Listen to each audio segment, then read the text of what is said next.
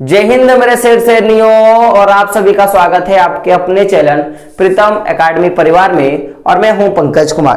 तो चूंकि आपको पता होगा कि अभी कुछ दिनों से क्लास का जो वीडियो था वो नहीं आ रहा था।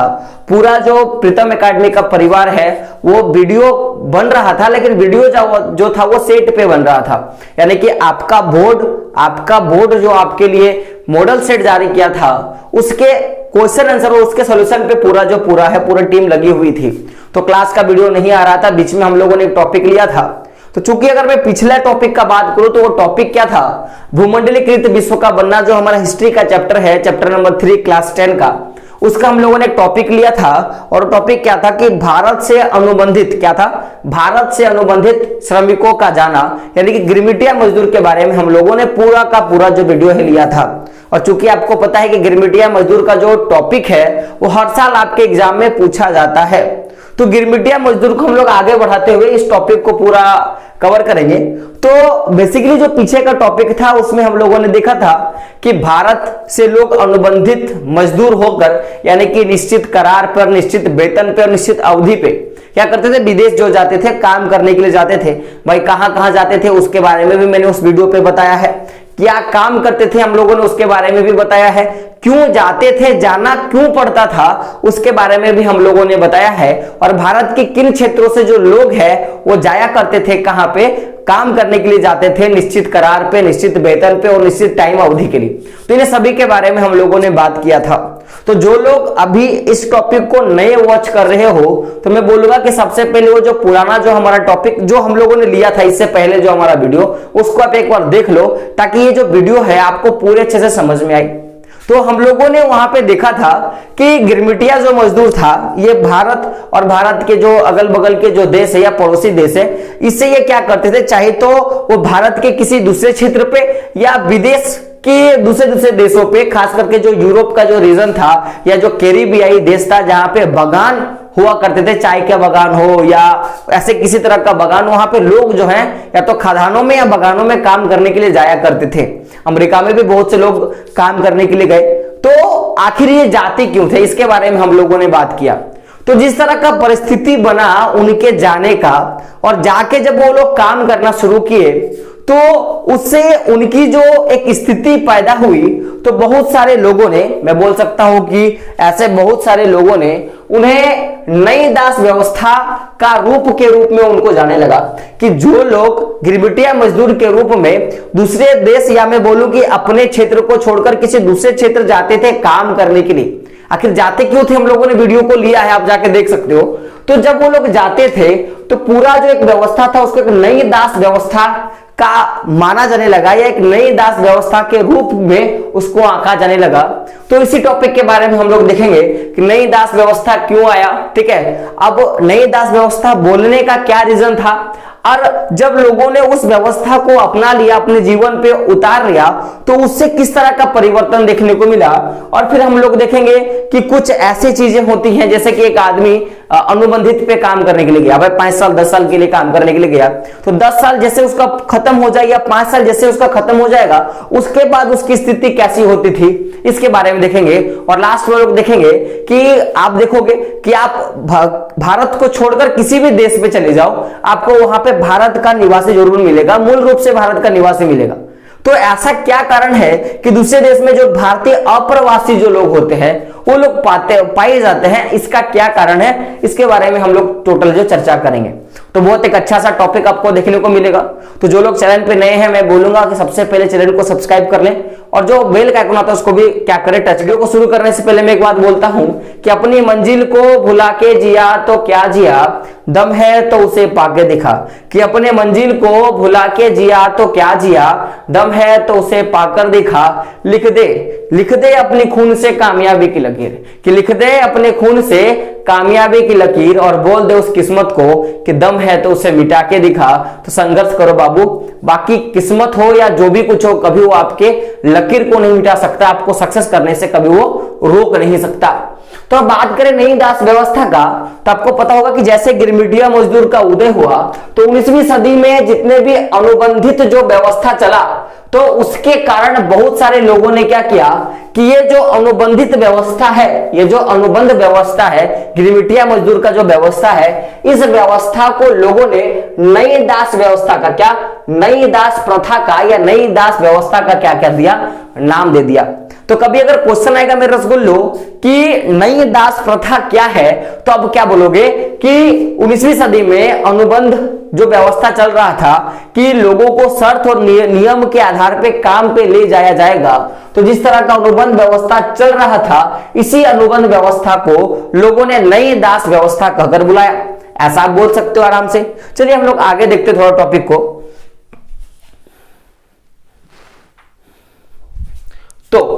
तो बात करते हैं कि आखिर जो नई व्यवस्था जो था, ये इस नई व्यवस्था को, या मैं बोल सकता हूं जो नई दास व्यवस्था था, या मैं ऐसा बोल सकता हूं कि जो अनुबंधित व्यवस्था था, जो गिरमिटिया मजदूर का जो व्यवस्था था, आखिर क्या कारण था कि इसको नई दास व्यवस्था कहा गया, इसके कारणों के बारे में हम लोग बात करते हैं।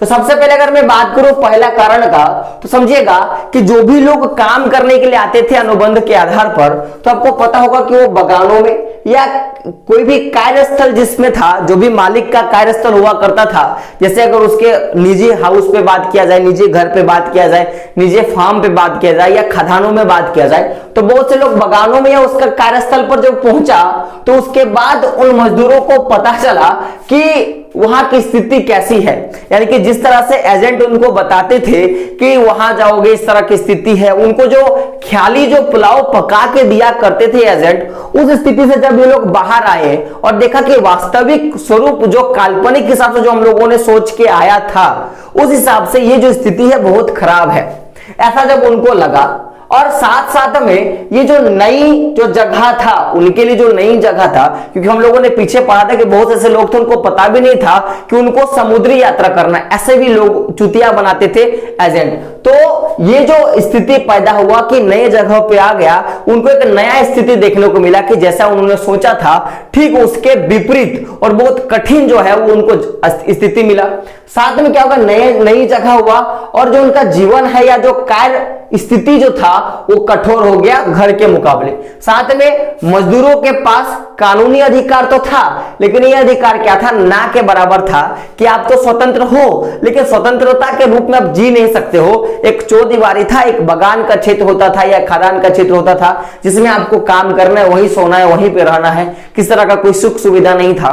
तो ये जो तीन स्थिति आपके पास आया, इस तीन स्थिति के चलते ही ये जो अनुबंधित व्यवस्था था, ये जो अनुबंधित व्यवस्था था मेरे रसगुल्लो, इसे क्या कहा जाने लगा, नई दास व्यवस्था कहा जाने लगा।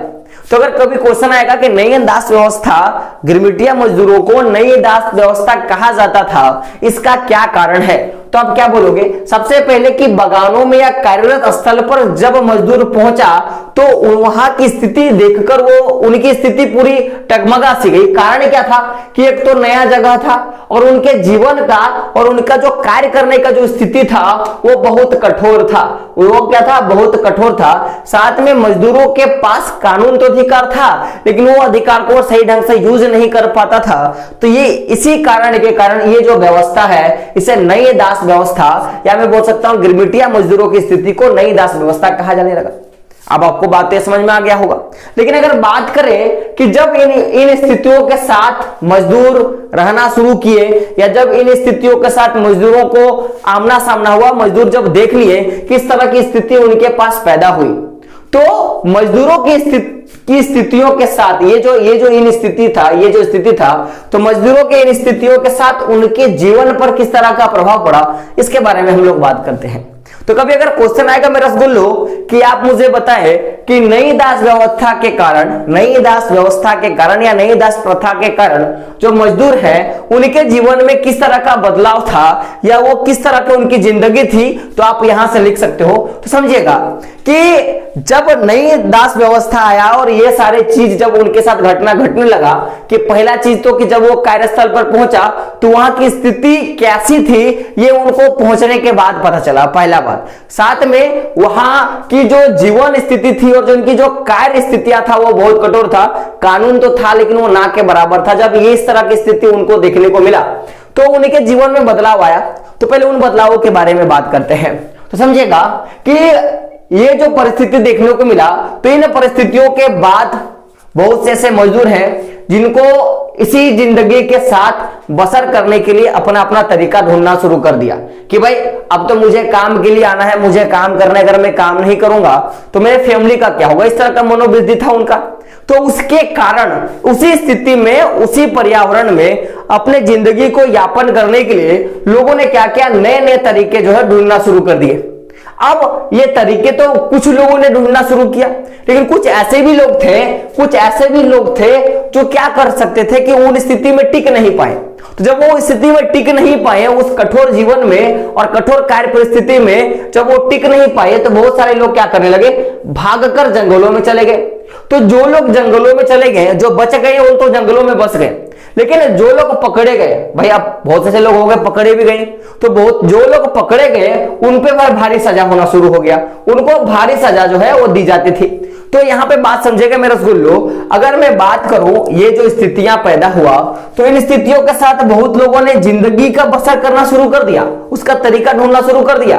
लेकिन ऐसे बहुत सारे लोग थे जो जिनको ये स्थिति अच्छा नहीं लगा, उनको भावुक नहीं लगा, उनको लाभदायक नहीं लगा, तो वो क्या किए, उस स्थिति से भागना शुरू किए और भागकर कहां गए, जंगल में गए।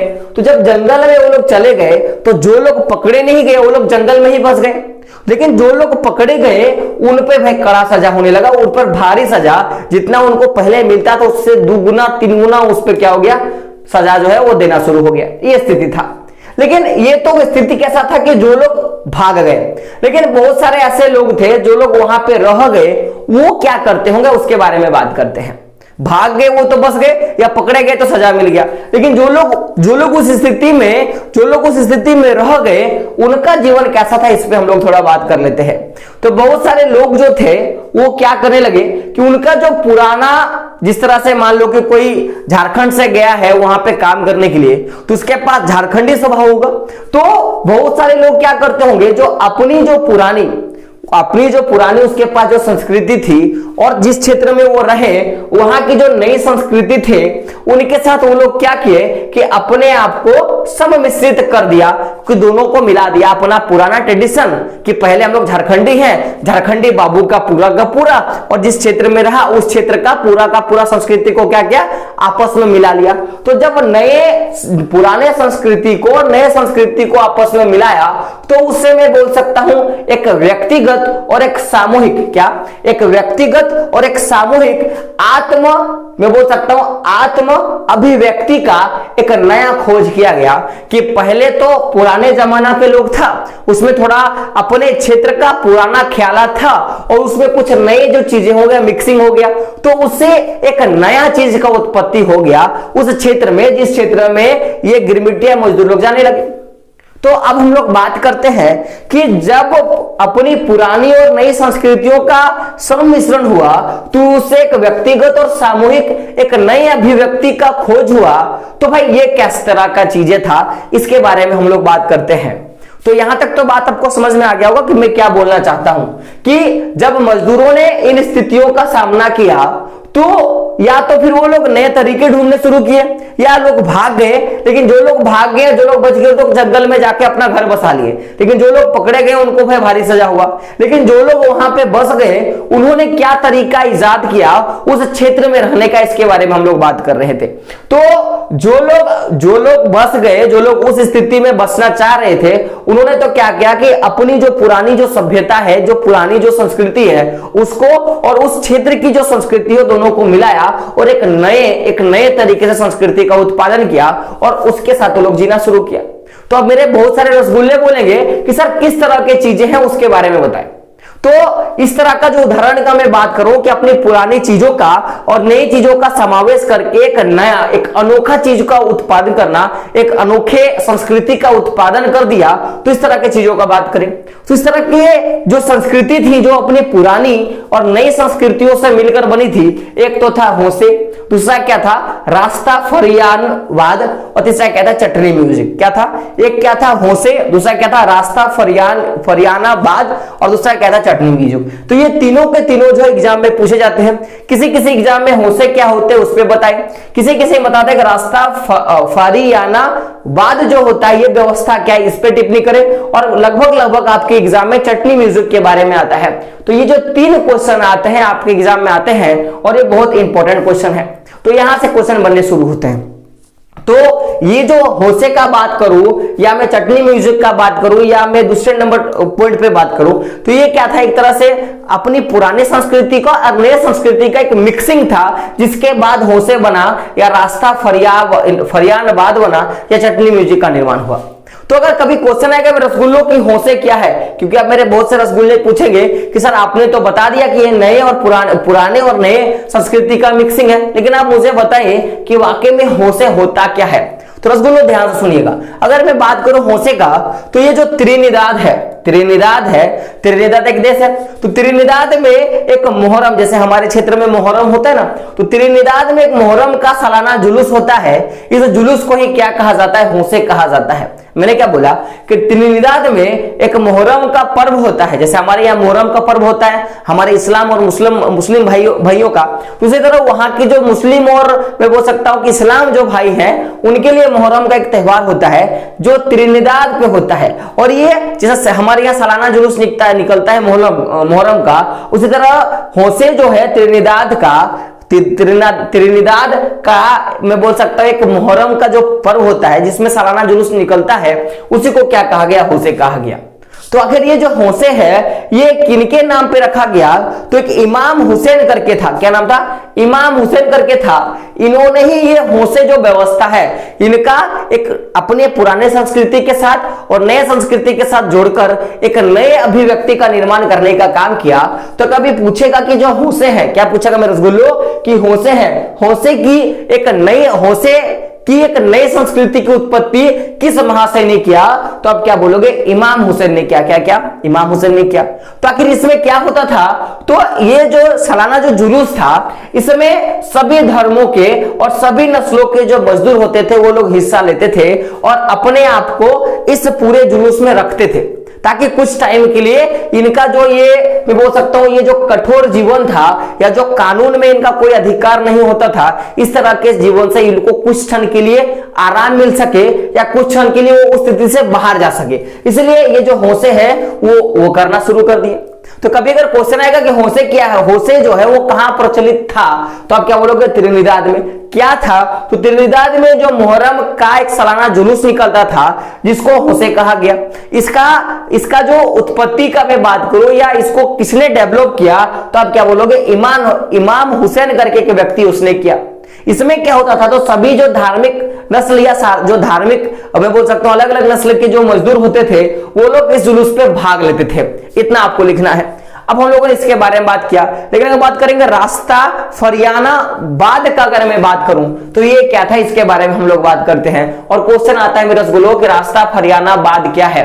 तो ऐसे जिन बच्चों को नहीं पता होगा वो तो कुछ भी मार देंगे, लेकिन आपने प्रीतम एकेडमी से पढ़ा है तो आपको तो पता होना चाहिए। तो अगर मैं बात करूं रास्ता फरियानाबाद का, तो जिस तरह से इसमें सभी धर्मों के और सभी नस्लों के मजदूर मिलकर हिस्सा लेते थे, उसी प्रकार से ये जो रास्ता फरियानाबाद है यह भी एक धार्मिक मैं बोल सकता हूं विद्रोही का, या मैं बोल सकता हूं एक प्रकार से जिस तरह का इसमें अपने चीजों को व्यक्त किया जाता था, तो इसमें अपने धार्मिक विद्रोही जो संबंध है उसका जो झलक देखने को मिलता था कि मैं इस क्षेत्र में काम करने के लिए आया हूं, मेरा और जो मेरा मालिक है यानी कि मजदूर और मालिक के बीच में जो विद्रोह का जो संबंध है, इस पूरे का पूरा जो ये जो रास्ता फरियाना जो बाद का जो तरीका था इसमें देखने को मिलता था।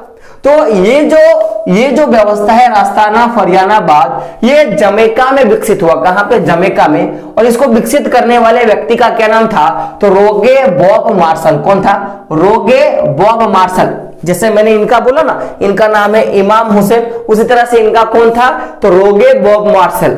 तो रोगे बॉब मार्शल ने क्या किया, ये जो विद्रोह का जो तरीका है इसको क्या किया, अग्रसर किया, इसको शिखर पे पहुंचाया।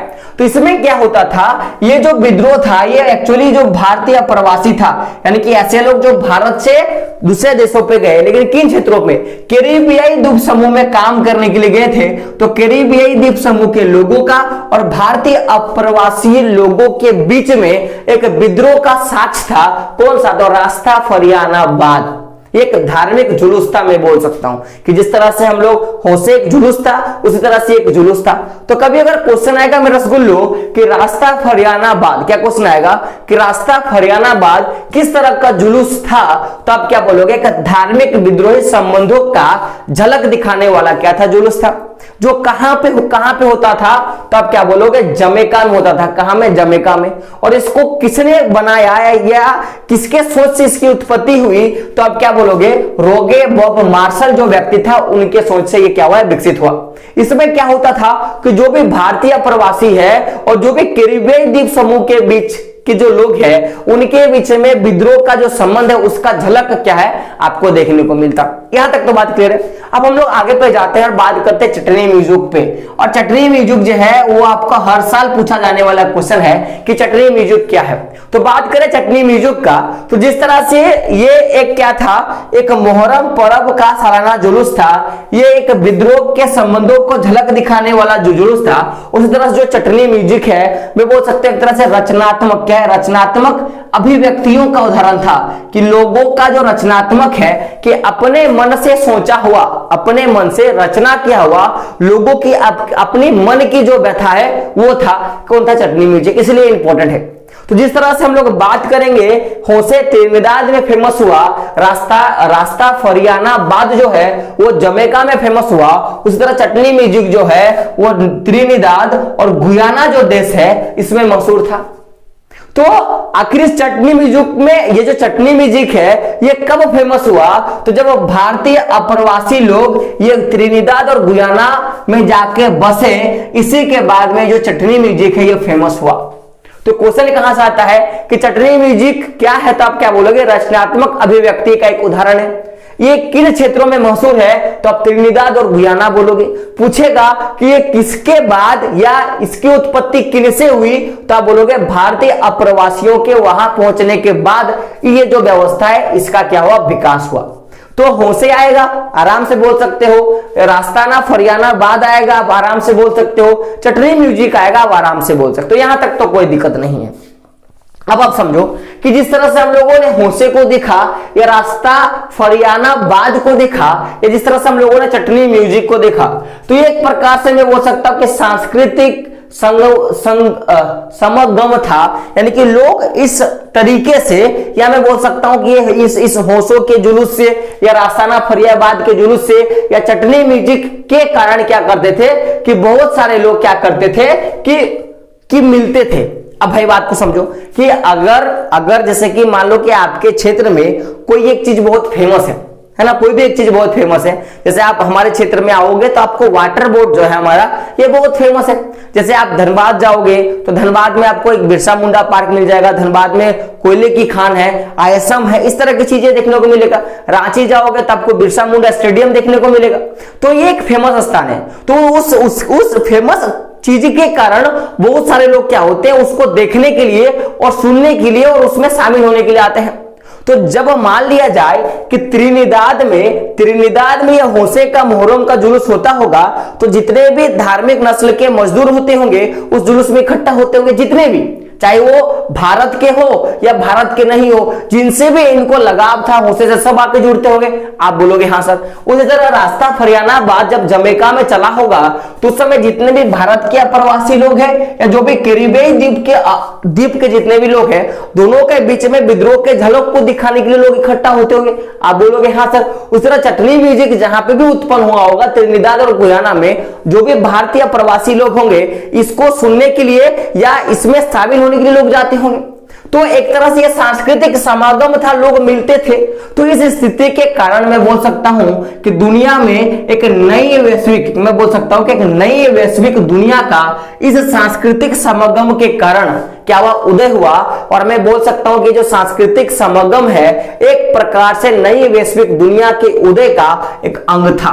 क्या था, एक अंग था। जैसे आप जानोगे कि हमारे भारत में जो पुरी है उड़ीसा में है, पुरी में आपको पता है जगन्नाथ का मंदिर है। तो बाहर से लोग आते हैं उसकी जो रथ यात्रा को देखने के लिए। अब जैसे मैं बात करूं हमारे जैसे केदारनाथ हो गया, अमरनाथ हो गया, या मैं बात करूं हमारे यहाँ पे बहुत से ऐसे त्योहार है, जैसे मैं एक त्योहार का मैं नाम आपको बोल सकता हूं, जैसे कि मैं मुझे नाम जो है वो याद नहीं आ रहे।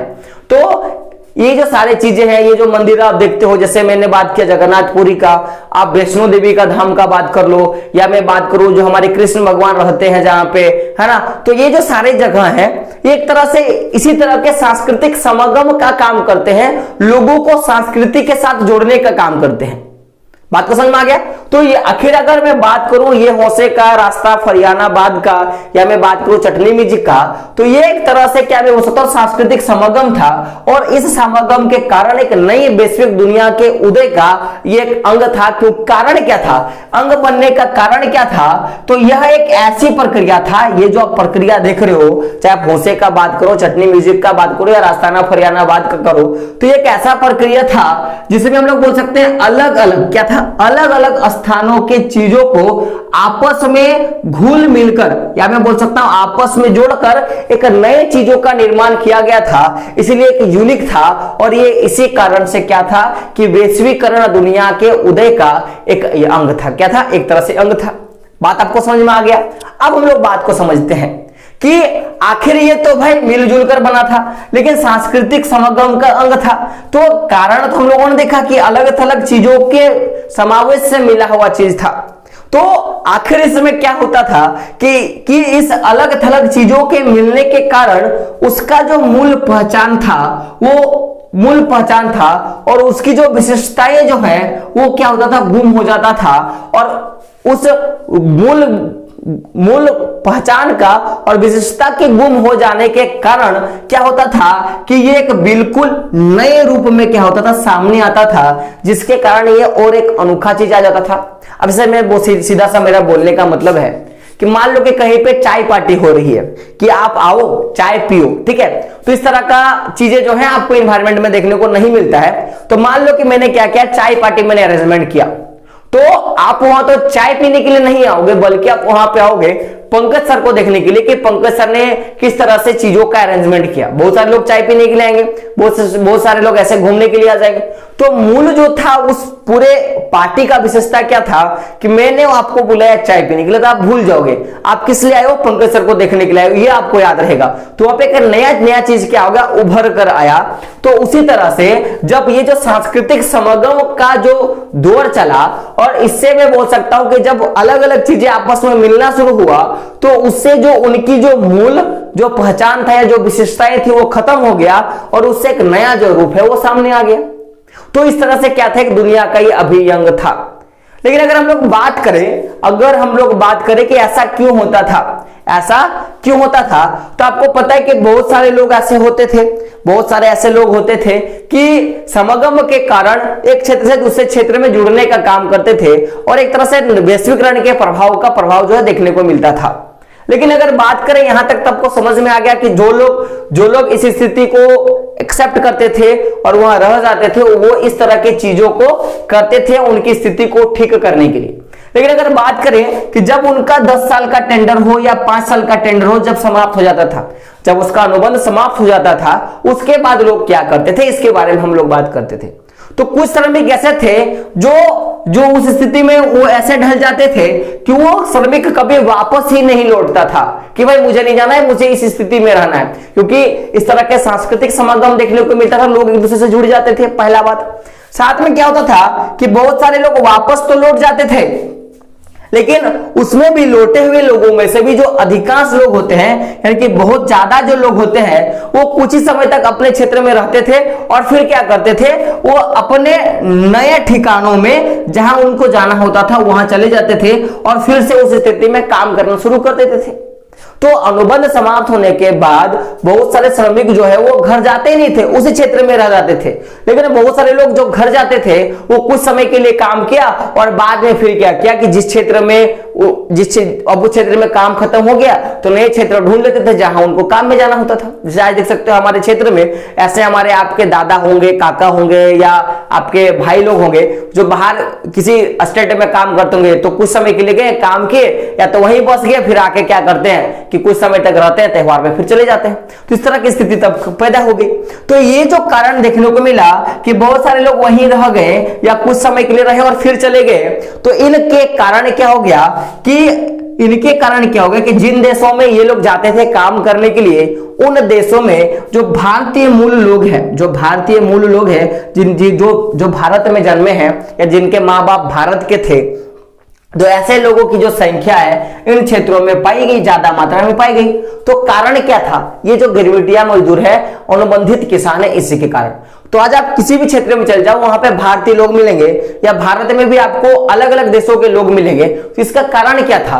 यही कारण था कि जो लोग उस क्षेत्र में काम करते थे, अपने पुरानी चीजों को नई चीजों को मिलाकर एक नया सभ्यता बनाया, एक नया संस्कृति बनाया और उसी में वो लोग ढल गए और उसके कारण और भी लोग उनसे जुड़ने लगे और उसी स्थिति में वो रहने लगे। पहला बात। दूसरा क्या था कि जब वहां पे गए तो वहां के जो सांस्कृतिक समागम थे उनको बहुत अच्छा लगा, टिक गए। तो जो लोग नहीं आए वो तो वहीं रह गए, लेकिन जो लोग आए फिर देखेंगे नहीं यहाँ मुझे अच्छा नहीं लग रहा है, मुझे को वहीं अच्छा लग रहा था, तो फिर लोग वहीं पे चले गए। इस तरह की स्थिति पैदा हो गया। तो इसी कारण से जिन क्षेत्रों में लोग काम करने के लिए जाते थे, उन क्षेत्रों में भारतीय मूलों के लोगों की जो संख्या होगी वहां पर ज्यादा पाएगी। पहला बात। तो अगर मैं बात करूं कुछ ऐसे लोगों का आपके इतिहास के बुक से कि कौन से ऐसे लोग हैं जो वहीं पे रह गए और भारतीय प्रवासी के रूप में जाने लगे, कि ऐसे लोग जो भारत के मूल निवासी थे लेकिन किसी दूसरे देशों में जाकर रहने लगे। तो ऐसे बहुत सारे उदाहरण है। खास करके मैं बात करूं कुछ नामी उदाहरण का बात करता हूं। तो जैसे आप लोगों ने नोबेल पुरस्कार विजेता हैं जो साहित्यकार है, एक्चुअली इनका आप लोगों ने नाम सुना होगा, और नाम क्या है? B.S. नाइपाल। क्या है? B.S. नाइपाल। और इन्होंने नोबेल पुरस्कार जीता है। तो ये एक प्रकार के भारतीय प्रवासी थे जो इन देशों में जिन क्षेत्रों में गिरमिटिया मजदूर लोग काम करने के लिए जाते थे, वहां उन क्षेत्रों में इनको पाया गया। ये मूल रूप से भारतीय थे। तो ये B.S. नाइपाल जो है, इनका नाम बहुत इंपॉर्टेंट है और पूछा जाएगा कि इनमें से किसने जो है नोबेल पुरस्कार पाया और B.S. नाइपाल दिया रहेगा, तो आपको क्या करना है? ऑप्शन को मार देना है। ये एक प्रकार से भारतीय प्रवासी थे। साथ में कुछ ऐसे वेस्ट इंडीज खिलाड़ी हैं जो क्या है? भारतीय मूल के हैं, लेकिन वेस्ट इंडीज जब इनके पापा दादाजी जब काम करने के लिए गए तो फिर वो वही रह गए और उसके बाद वहीं से अपनी पढ़ाई पूरी की, जो भी उसके बाद उसी क्षेत्र से खेलना शुरू किया। तो ऐसे अगर नाम का बात करूं तो एक है शिव नरेन चंद्र पॉल करके है। कौन है? शिव नरेन चंद्र पॉल करके है। और एक क्या है? राम नरेश है ना, सरवण करके दो व्यक्ति हैं। ये लोग वेस्ट इंडीज खिलाड़ी हैं, क्रिकेट खिलाड़ी है। तो ये लोग मुख्य रूप से क्या थे? भारतीय प्रवासी थे जो लोग उस क्षेत्र में जब इनके बाप दादा काम करने के लिए गए तो उसी स्थिति में रह गए। तो ये जो पूरा जो माजरा था नए दास व्यवस्था के ऊपर था कि जब लोग मान गए उस क्षेत्र में काम करने के लिए चले गए, जिस क्षेत्र में गिरमिटिया मजदूरों को काम करने के लिए भेजा जाता था, तो उसके बाद उस जगहों की स्थिति को देखकर उन्होंने किस तरह से अपने आप को चेंज किया। तो जब उन्होंने उस स्थिति को अपने अंदर ढाल लिया तो किस तरह का परिवर्तन देखने को मिला, किस तरह की नई चीजें उत्पन्न हुई। साथ में ये जो चीजें थी वो किस तरह से क्या थी कि वैश्वीकरण का अंग बना, ये हम लोगों ने देखा। और कुछ जो लोग लौट के आ गए वो तो ठीक बात, जो लोग नहीं लौट के आए तो उसी क्षेत्र में रह गए और वहां पे उनकी संख्या बढ़ती गई। उसका कुछ हम लोग उदाहरण देखा, जैसे V.S. नाइपाल है ना, शिव नरेन चंद्र पॉल का देखा, राम नरेश हम लोगों ने, सरवण का हम लोगों ने उदाहरण दिखा।